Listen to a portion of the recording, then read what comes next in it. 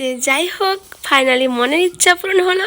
নিজের মন মতো করে রেসিপি বানাতে পারলাম এবং মন মতো করে নাম দিতে পারলাম। নামটা কি শুনবে না? নামটা হচ্ছে ইন্ডিয়ান পাম্পকিনস রেসিপি।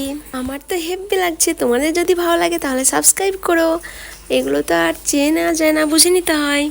রেসিপিটি বানানো যেমন সোজা, খেতেও তেমন মজা।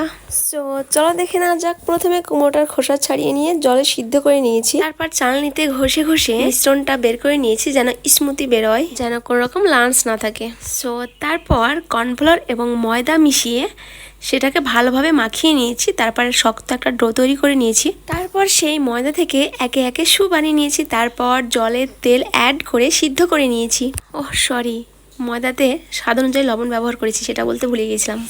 সো তারপর ব্যবহার করেছি আদা, রসুন, কাঁচা লঙ্কা, peanut butter. Peanut butter optional, তোমরা চাইলে অ্যাভয়েড করবে। তারপর অ্যাড করেছি সয়া সস, টমেটো কেচাপ, তোমরা চাইলে ওয়েস্টার সসও ব্যবহার করবে। তেলটা তাপিয়ে নিয়ে সঙ্গে সঙ্গে অ্যাড করতে হবে।